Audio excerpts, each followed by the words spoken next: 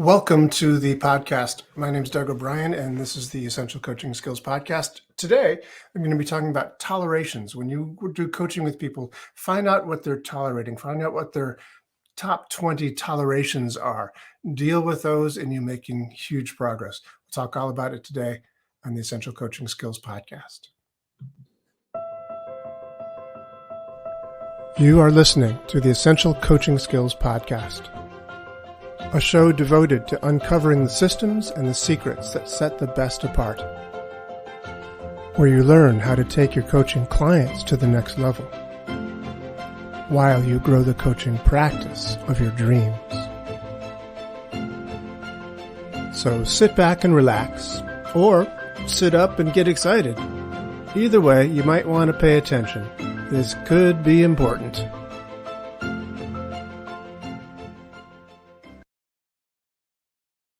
So, welcome back to the podcast. Yes, tolerations.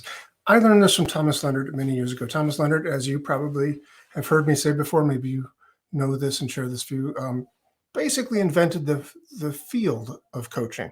So if you don't know his name, check it out. Get one of his books or etc. He created Coachville University, and Coach University, Coach U, I guess, and a variety of other things. One of the things he created were a variety of different processes or principles, like the clean sweep process, an example. I've talked about that one before.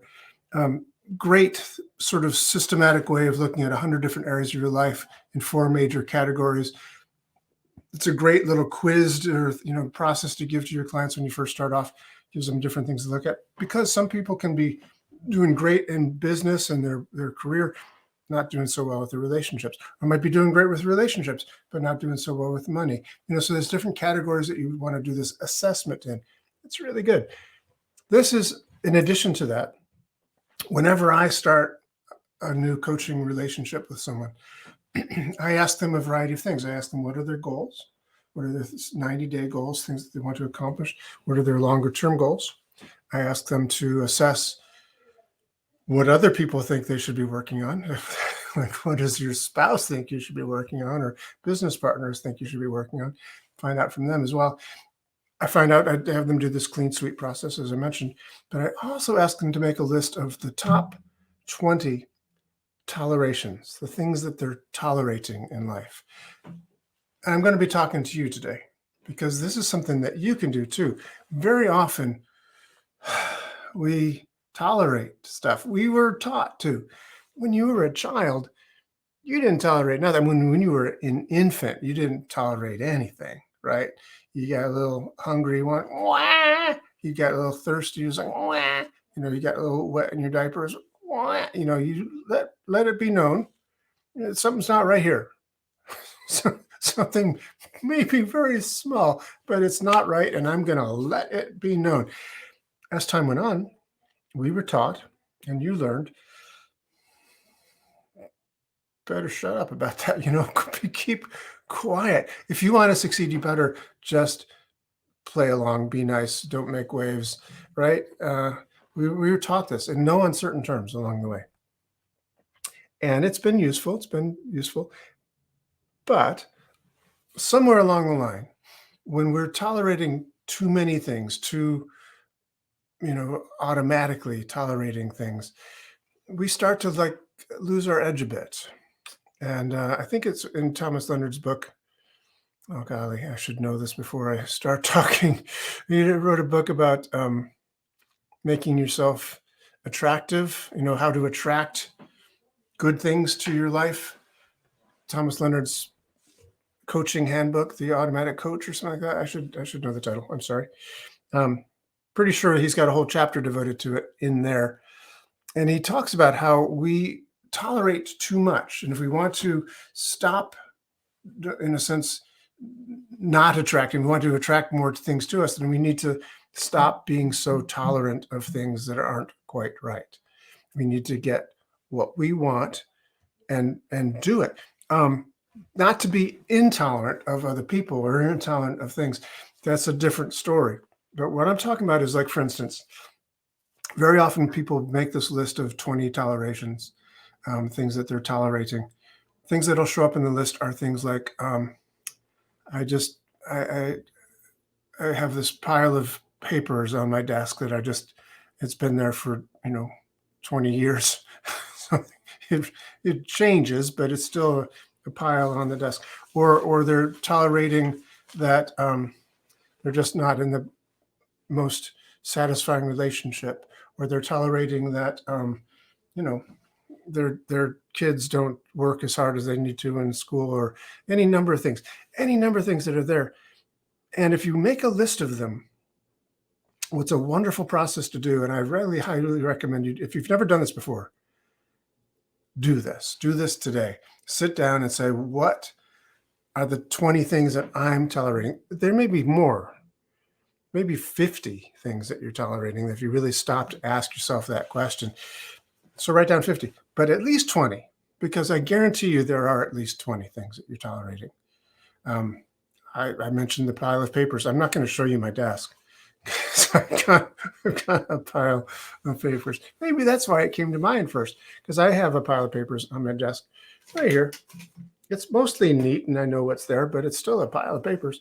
And I could organize them better. I do have a filing cabinet right there. It could be filed away, right? So those are little things that if we get rid of those little things, things work better.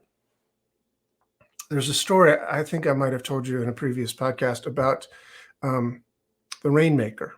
It's an interesting old story. I think it comes from China, although I could be wrong about that. When I was told it, it was in that guise. It could be any number of places, but the way I was told the story was that it was a Chinese Taoist story, and that it had to do with a rainmaker. There was a village who was experiencing a drought, terrible drought.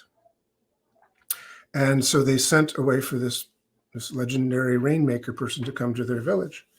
And this was, of course, a long time ago, so there was no mass communication. So it took a long time for the word to get to this man that he was to come to this village, and it took him longer, of course, to do it. He had other things to do, but eventually he did arrive at this village, and they were very, very excited to have him there. And they said, okay, what do you need? Do you need any dancing girls? Do you need any bonfires? Do you need any drummers? I mean, what do you need to make a sacrifice of anything? He said, no, actually, thank you. Your town is so out of touch with the Tao, which is the right way of living. That's what it stands for. It's being connected with nature, etc. So you are so out of touch with the right way of living with the Tao that I don't even want to be in your village. No offense or anything, but I just need a cottage on the outskirts somewhere that I could just call home for a little while. That's all I really need. And they said, okay, great. So they set him up in this little cottage, probably about the size of this house. Here's my ceiling right there. But they set him up, and the first day he woke up with the sun. He got up and he swept the walk. He gathered wood for his fire. He made a fire, made tea, had lunch at lunchtime, dinner at dinner time, went to sleep with the sun. I'm sure I'm leaving out some details, but you get the idea. He woke again the next day with the sun, swept the walk, gathered wood for the tea, made his fire, made his tea, had breakfast, lunch at lunchtime, dinner at dinner time, went to sleep with the sun. Third day, got up with the sun, swept the walk, gathered wood for the fire, made his tea, had lunch at lunchtime, dinner at dinner time, went to bed with the sun. And on the fourth day, it rained. Which is to say, he got into the flow. The rain in this case represents flow, the flow of life, the flow of things being attracted to you. One of the ideas that was presented to me many years ago about how we should tithe, give 10% of our income to a charitable work of one kind or another, that you should give back 10%. That idea of creating flow, that you're not like, oh God, I need to hold on to this money. The idea of attracting and having that flow happen is that it will flow if you let it go as well. That flow has to come in and go out at the same time. So having that regularly occurring tithing is just creating a flow situation. I don't know for sure that's 100% true, but it's the idea. And so this idea of getting in flow, the Tao, is what this Rainmaker story is about. That we got things, all your ducks in a row, and flow happened. So the rain represents flow. So I think when we get all our ducks in a row, when we stop tolerating this stuff, when we say, okay, I see something that needs to get done, let me go do it. I'm going to go, you do it when you think of it, you make it happen. So here's the process that you can do for yourself. I highly recommend that you do, and you can have your clients do as well. By the way, it's great to have not an agenda per se, that you put all of your clients through the same sort of process. Sometimes people, when I start a coaching process with them, they say, well, how long is this process? How long does it take? And I go like, well, what do you mean? For what? Because I don't have that. I don't have a sort of start here, go here, do that, end up done. It's not like that. It's coaching process is different for everyone. And it's good to have things in your arsenal as a coach to help. The clean sweep assessment as an example, finding out these tolerations as another example. It's a great thing to do for pretty much any of your clients because everybody has tolerations. You do, I do, we all do. So find out what they are. Step number 1 is just to write them down. Write them down. Then you might ask yourself, what's the benefit? I must be getting some benefit from having these here. So it's not necessarily the most important step to find out what the benefit is, but sometimes it's really useful to ask yourself that question. Why am I doing this? Why is this paper here so much? Find out what is the benefit that you're getting from having this thing that you've been tolerating for so long. Must be some reason it's still there, that it's still in your life, that it's something you've just been tolerating. Then step number 3 is to think of how you will benefit from stopping to tolerate that thing, to be toleration free, to eliminate that thing or whatever it might be. And then step number 4 is just to simply make a list take the list and put it in order of what you're going to do first. Just what's number 1, what's number 2, what's number 3. Just, if it's not already in that order, it'd be okay if you just did it randomly. If, whatever's on top, do that first. That's fine. But you can also decide which is the most important thing to stop tolerating now. And to make a strong commitment to yourself, a strong personal commitment that you're going to stick with it, that you're going to actually stick with this thing and show it that, show it the door, get it done so that it's no longer a thing, that you'll no longer have, papers that need to be, ceased to be tolerated every few weeks or months or whatever.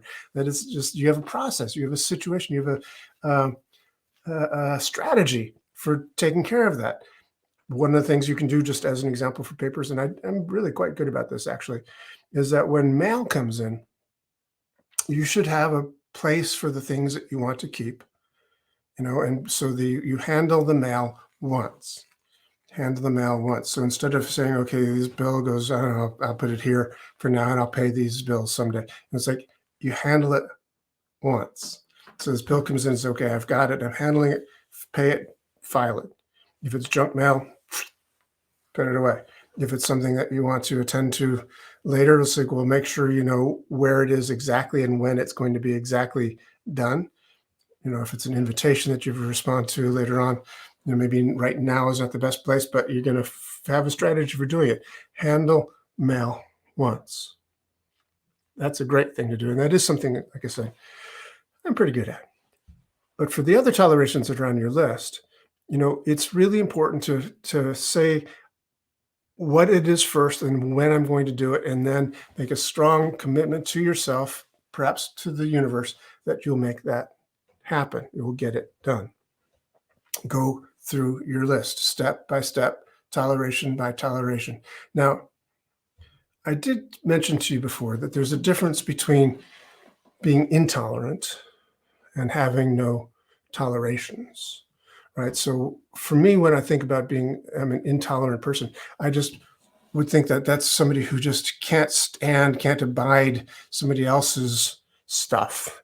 right? I can't abide how my wife, I told you not to put papers on my desk, that I'm intolerant of other people's actions, or other people. Entirely. I'm just intolerant of those people. I'm not talking about that. I'm not talking about that. I'm talking about for ourselves, holding ourselves to a standard of saying, I'm going to do this. I, as an example, decided to get up every morning at 6 o'clock. I just was becoming too, let's say lazy, but too loose about that. So I don't see that light over there, that one right there, but I think it's set up still. This is my winter wake up time. I do best at playing with the sunshine, of waking up with the sun. I tried a variety of different alarm clocks and things that would, have a simulated sunrise, because I thought that was pretty cool. I just got a new phone, so I'm not finding the app right here right now. But it's a LED Wi-Fi bulb. It's a Wi-Fi bulb. And if I can find it real quick, I will demonstrate it for you. I don't know why I'm not seeing it. Obviously, I've been tolerating getting to know my new phone too much. Haven't need to do it yet, because the sun is still coming up at a reasonable hour for me to be up by 6. But in the dead of winter, what happens is that I set that thing. I'm not even finding the app at all. I set that thing for 6 a.m. Actually, yeah, I set it for 6, which means to say it comes on about 5:30, very, very dimly, very, very dimly. And then gradually for a half an hour gets brighter and brighter and brighter and brighter and brighter. You can find alarm clocks like this. They're very expensive. I found, for me, the good ones that I wanted to have were like too much money for what I was getting. And they would also have an alarm at some time. So when it got to be 6, they'd also start chirping or beeping or whatever you set it for. Those are good too. But all I need is that light to come on.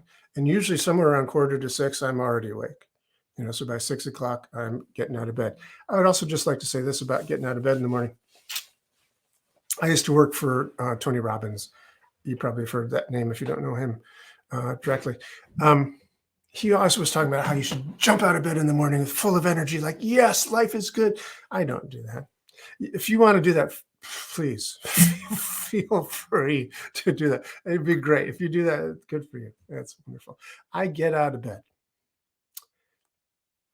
That's a big accomplishment for me. I used to be a rock and roll musician, so nighttime didn't start till 11 or 12 o'clock at night. And then I'd go out and play in bands and stuff like that, or just listen to other bands. It was my lifestyle. Being up late was just what I did, and getting up at 6 o'clock was like, up at 6. I go to bed at 6. So for me to now be getting up at 6 in the morning is a big change.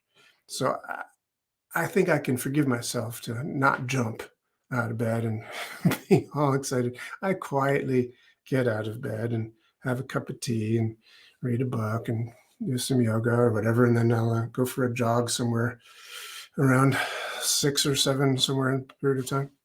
So those are things I do on a regular basis. When you get into that flow, like our Rainmaker story, things work better for you. I know they do for me. And this tolerations thing is a huge way for doing it for you. Now, what I would like to suggest is you write down the 20, you go through them, you do this process, these steps I mentioned, and then do it again. Go through them again, because the papers may start piling up. Just go through the whole thing again. Figure out what the strategies are so that these things that you've been tolerating, you no longer have to. It's not even going to be put into that position anymore. The tolerations are something that you just put behind you. It's a great process for yourself. It's a great process for you to teach to your clients. I will say this also, one more thing. Those of you who've been watching or listening to this podcast for the year or two or so that I've been having this, probably have noticed that I have quite a few of NLP related topics and things, and that's really true. I think some NLP stuff, the meta model as an example, are essential NLP skills. I think you really need to know how to ask those good questions. I think it's really incredibly important, if not essential, that you know how to do the meta model if you're going to do coaching at all. So NLP, yeah, big. And it's not everything that I know, not everything that I do did I learn from NLP. Thomas Leonard was a huge influence on me. I don't know if I told you that story, but I met Thomas at a conference that I was teaching at, speaking at. He was also speaking. I had never heard of coaching. When he talked about it, I thought it was kind of silly. But, talking to him privately for the brief moments or so that I did in the green room, he seemed like an amazingly good guy. I loved his talk. I loved what he was talking about. So I said, sure, I'll check this out. And I just kind of on a whim, signed up for his coaching 1, 2, 3 program. And it was done in what we might call it online at those days. It was 1993, I think. I had a computer, I think. Yeah, I had a laptop. I had a desktop computer. There was no internet to speak of. Maybe some people, but none that I was using. So it was on the phone. It was all telephone, literally telephone calls. So these group telephone calls that Thomas would handle. And so I got my coaching certification through Thomas back on the phone over those days. But he was amazing. Thomas Leonard, amazing. And the contributions he made to the field, I give him credit, and I believe he deserves credit for literally inventing the field of coaching. If you are a coach, you owe him a debt of gratitude there, because he did invent the field. And some of these processes that I learned from him, I still use. And they're really, really good. They're really, really good. The clean sweep among them, and certainly these tolerations. Very simple. Ask, what are you tolerating? List 20. Find out why they're there. See if you can find a reason around that why you have them, so you can satisfy the need that you get for them in a different way. Find out how much benefit you'll have from eliminating those tolerations. Write that down, but very clear on why you want to get rid of these things. Then make it just a strategic step-by-step. This one, one at a time. Change them. Go through all 20. Do it again. Do the process again. Maybe there's new tolerations. Maybe you just finding some of them weren't quite solidified yet. However it is that you do it, go through the list again. Just make sure all those 20 are done. And then, periodically, every quarter, let's just say, go through the tolerations again. I regularly go through the tolerations. I regularly go through the clean sweep. I will tell you this about the clean sweep. It's 100 different things. Thomas did this back in the 1990s. There are some things on there that I just, getting an AIDS test. I got an AIDS test back in the 90s. Okay, checked it off the list. I don't think you need necessarily to worry about that one in 2000, whatever year this is for you listening to this. And nevertheless, going through the process itself helps you to recognize that there are things that, I might be great in this aspect of my life, but this aspect could use some work. And so we make ourselves to the best version of us we can possibly be. The better we are, more congruent we are as a coach living our dreams the way we want our lives to be, the more it's going to attract people to us. And so our coaching business really begins to thrive because of that. Plus, these processes are things that we can do for our clients, with our clients, to help them, create that same sort of congruence with their lives. And that's why you're in business. And that's why your business will thrive, and they'll be very happy customers referring other people to you. So thank you again for being here for this Essential Coaching Skills podcast. And I hope that you find more information if you're looking for it at essentialcoachingskills.com. Hope to see you real soon. Thank you. This has been the Essential Coaching Skills podcast. Thank you for being here. It's a pleasure seeing you again. Hope to see you again real soon. Come back next week when we have another gripping and exciting episode of the Essential Coaching Skills podcast. And if you want to, you can find out more about us, each and every one of us, at essentialcoachingskills.com. Thanks.